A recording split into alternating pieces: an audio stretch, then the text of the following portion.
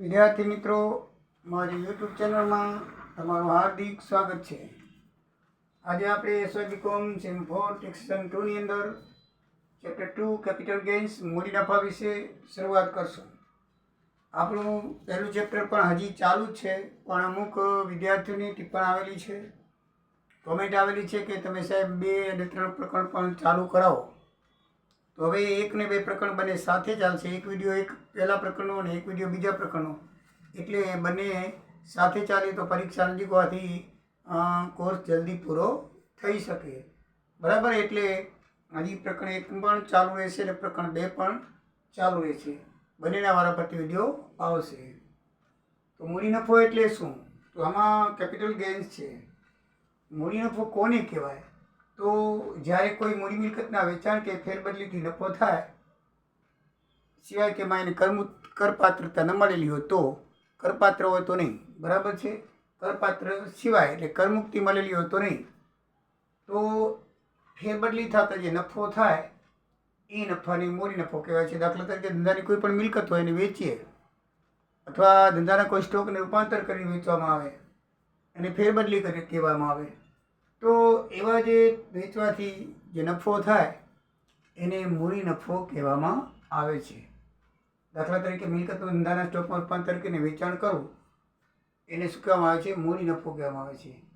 આવો નફો જે પાછલા વર્ષમાં મિલકતનું વેચાણ કે ફેરબદલી થઈ હોય તે વર્ષની આવક ગણાશે. બરાબર છે, પાછલા વર્ષમાં એનું વેચાણ થયેલું હોવું જોઈએ.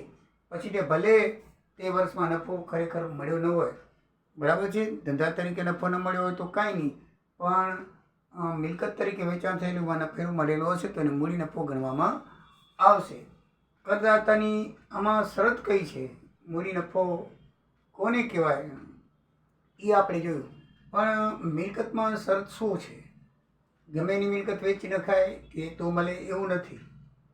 કરદાતાની માલિકીની મિલકત હોવી જોઈએ, એના નામે હોવી જોઈએ.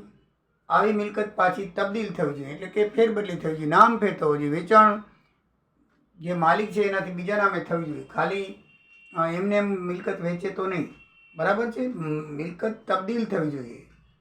પછી તબદીલ પાછલા વર્ષમાં થવી જોઈએ. બરાબર છે, આ વર્ષની દાખલા તરીકે આકારણી કરે તો પાછલા વર્ષમાં તબદીલ થવી જોઈએ. અને આવી ફેરબદલીથી નફો કે ખોટ કાંઈ પણ થવું જોઈએ.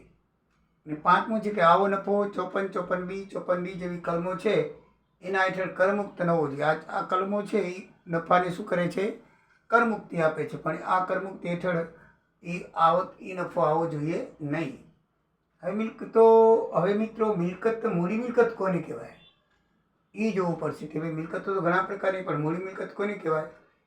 તો કરનાર ભરનાર જે કર ભરે છે એને કરદાતા કહેવાય, એસએસસી કહેવાય.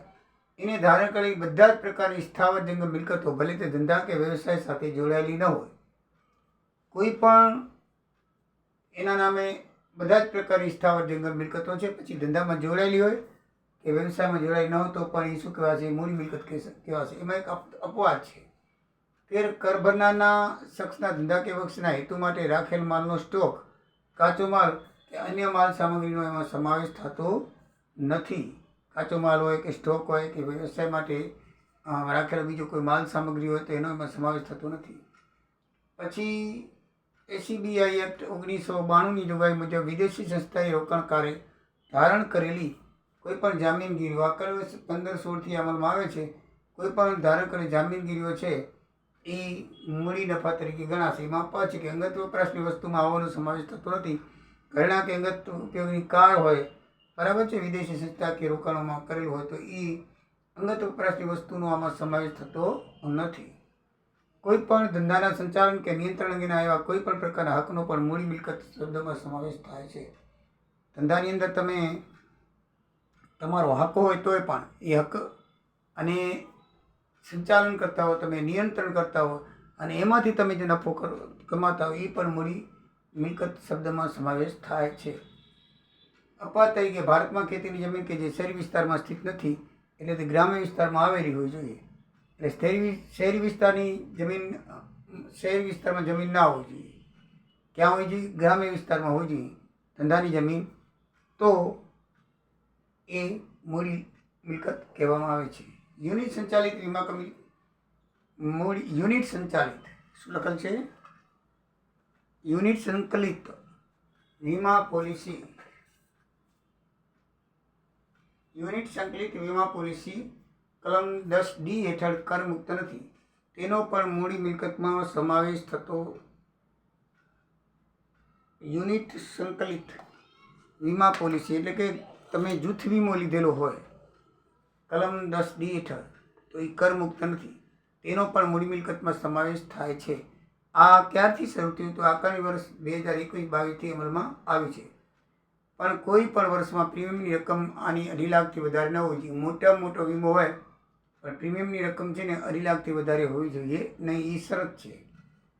પછી એમાં અપવાદ છે કે ભાઈ ભારત સરકારના કોઈ બોન્ડ હોય 6.75% કે 1977ના 7% વાળા 1929માં નેશનલ ડિફેન્સ ગોલ્ડ બોન્ડ બહાર પડ્યા, 1999માં પણ બહાર પડ્યા. બધા પોસ્ટ ઓફિસ દ્વારા વેચાય છે, બેંક દ્વારા વેચાય છે.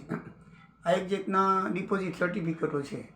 એમાં રોકાણ કરવાથી તમને એમાં દર્શાવેલ વ્યાજ મળે છે, તો એ મૂડી નફો કહેવામાં આવતો નથી. એનો જે વ્યાજ છે ને એ કરમુક્ત છે.